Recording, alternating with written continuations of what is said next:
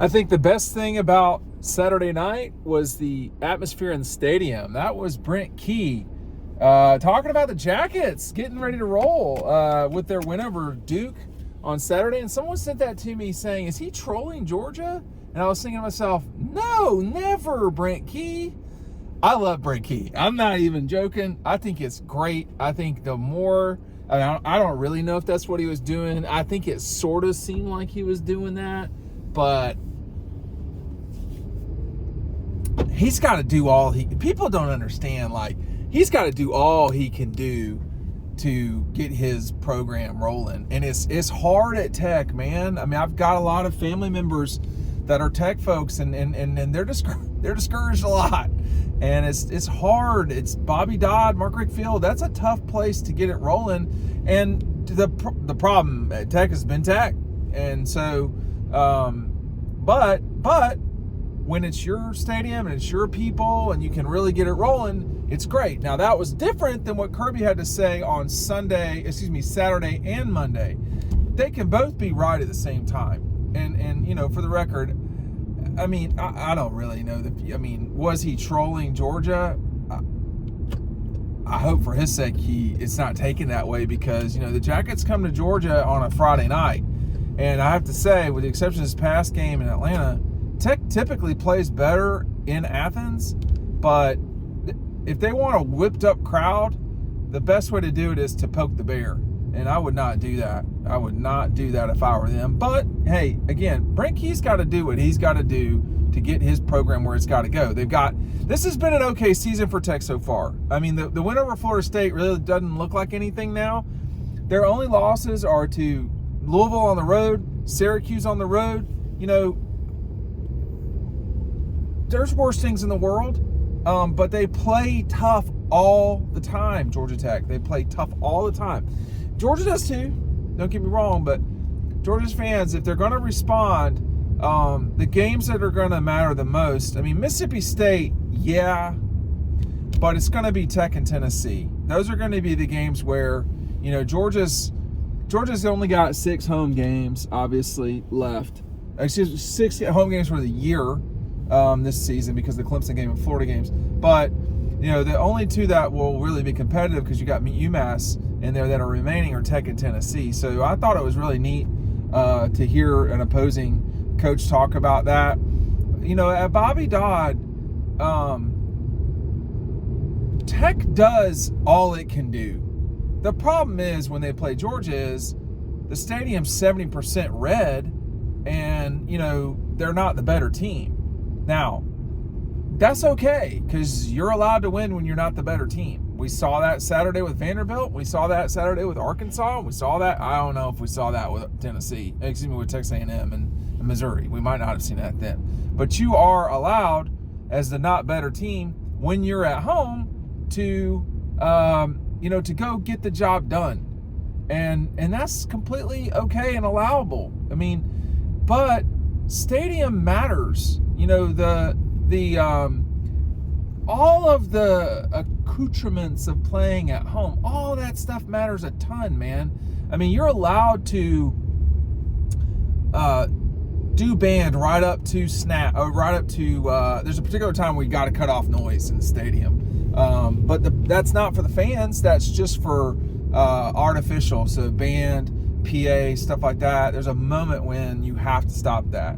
Just for people, just for common knowledge. But while they're huddling, specifically while they're at the line before the pregame, during pre-snap, there's so much that a crowd can do. And this is kind of what Kirby was talking about.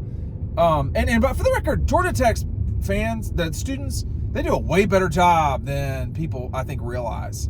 And I think the student section can be really good at Tech. But student sections should be live.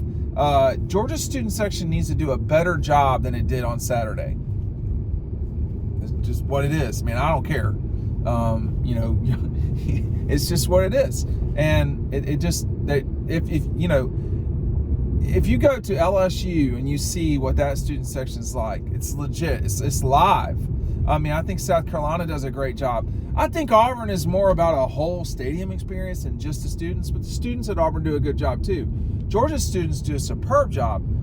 But dude, it was 82 degrees at kickoff. Like, that's not hot, y'all. You live in Georgia. 82 degrees, but you got a lot beyond that. It was unseasonably warm, I would say. The sun was beating down on that side of the stadium. I will say it's homecoming, not a great look. I think that's a bad idea from here on out when you're playing Auburn. And then, in addition, East Georgia really was hit by that storm a week and a half ago. That a lot of people are recovering from that, and that's a very challenging thing, particularly in Augusta. And there's a lot of Georgia folks in Augusta. I mean, I've driven through Augusta, Lincoln, McCormick, South Carolina, but like that triangle, Washington, not as much, and on up to Athens. Athens hardly got it at all. When you drive around the neighborhood here, we have buried power lines, so that's another thing. Where I drove in Augusta, the power lines were all on the ground. It was bad. And so, hopefully everybody's getting through it in Augusta, and God knows how bad it is in Western North Carolina and so forth. So, but with all that said, if you're going to go to the games, you have the ability to go to the games, it's your choice whether you want to be entertained or be a part of what's going on in the game. And I'm making no judgments. But if you're going to be there and be entertained, then you're not really affecting the game at all. And what Brent Key was talking about and Kirby's talking about, and I'm sure other coaches would talk about, is if you're going to have a home field advantage, have a home field advantage. And, again, for Georgia, they have 3 legitimate home games left. State, Tennessee, and Tech. And then they got UMass. It will matter in Jacksonville, the crowd. It will matter if Georgia plays an SEC championship game. It will matter in that game. If Georgia plays in any, they could certainly host a playoff. I have no idea who's going to host a playoff game at this stage. We don't know everything about Texas right now. We have no real idea. I mean, honestly, what, they beat Michigan? I'm not saying Michigan sucks. If they ain't Clemson, I mean, to me, they beat, are they better than Tennessee? Are they better than Alabama? Are they better than, Georgia? We don't know with Texas. We're going to find out. We're going to find out real quick in this league. I mean, Texas's season is about to start. Michigan, whatever, but they're soiling themselves, I guess is one way you could put it. And that's, to me, not surprising considering all of the change that's going on at Michigan over the last, 9 months. I mean, the whole thing's been flushed out. So no head coach. All the players are gone. They could have gotten another loss to SC, by the way. SC was the better team in that game and lost. But just for me, as it relates to what can happen at Georgia, I know what it's like, and I guess this has become a big topic because of what Kirby said. But Georgia, first of all, he's right. I do think the messenger for him to be the messenger is tricky. You're criticizing or critiquing the people that are paying your salary. You're criticizing people that are paying you $13 million a year, and you have a say in what's going on the field. But it's a marriage. It's both. Georgia will play better if the crowd is into it more, particularly, I would say, on defense. But the crowd will be in it more if the team played even better. I got nothing bad to say about that performance the other day. That was a perfectly good win over Auburn. I mean, they beat Auburn by 18 points, man. And I know, that was a clean game from Auburn. No turnovers that I can recall except on downs. I mean, and they won by 18 points. I mean, it could have been 25, honestly. Or excuse me, it could have been 20. Well, I don't know. They get there were points to be had for Georgia. I'm not sure there were a lot more points to be had for Auburn. I mean, kicked a 50-yarder, got blocked. They weren't making that field goal. It was 53-yard kick. So, but it can matter, and it will matter if Georgia's playing in the Sugar Bowl, if they're playing in Atlanta, if they're playing a playoff game at home. All of those things will matter, and I don't think Kirby was wrong for that at all, because I think he's correct. I do think all I'm recognizing is it's tricky when the head coach is critical of fans, if you want to say that. But Brent Key, was he trolling? I don't know, man. But I like the whole thing with Brent Key and how he wants to stick it in Georgia's eye, and that's fine. If you want to really beat them, upset Georgia, you upset them is what I'd say. All right, we got Bulldogs battling breast cancer. My mother had breast cancer in the 80s. It's a very damaging thing. Make sure our buddies at Red Zone, they have these shirts. They're all proceeds go to Bulldogs battling breast cancer. So make sure that when you go to Red Zone on Friday and Saturday, I will be there Friday in the afternoon. I will not be there the whole time because I am going to the 10,000 thing volleyball stuff. I don't know what the term is for that. Volleyball is having a 10,000, they're shooting for 10,000 people to go to Stegman. They'll probably get it. So we're going to go to that just as a family kind of thing. Check that out. But when you're shopping at Red Zone on Friday, this week, but Friday, Saturday, and when you're doing your Sunday morning shopping, make sure you pick one of those up just to support Bulldogs battling breast cancer, because it's a worthy cause. Anybody that that's going through cancer, my mother's had it twice. My mother's had 2 different types of cancer. It is the fight of your life. So make sure that you're supporting folks. But I like the petty stuff. And again, I don't know if he's calling Georgia out. I mean, he's not an idiot, but the Jackets got their chance, and they will hear the full roar of Sanford Stadium. I think Saturday, Auburn and Tech are the only rivals that come to Georgia. Georgia's 3 traditional rivals, those are the only 2. They play the Gators in Jacksonville every year. They're not going to, they're not coming to Athens. And it doesn't look like they're coming to Athens anytime soon, for the record. But, the Tech game often dies down. If we're just being straight up, that's not a super loud Sanford experience, and that it will be on Black Friday at night, that may be a different universe now for Georgia. It's a great opportunity for Georgia to play in that particular game. Here's why. My suspicion is Georgia will still be in the playoff, but let's say you're playing the SEC championship game, which at this stage looks like a total rat race. But if you're playing the SEC championship game, you get an extra day. If you're playing in the playoff, you get an extra day. All that will add up. All of that will add up. And I think that, Tech has shown that they are more than willing to fight their foe.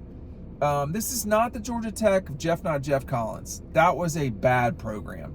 This is not an elite program, but they fought Louisville. I mean, Louisville's okay.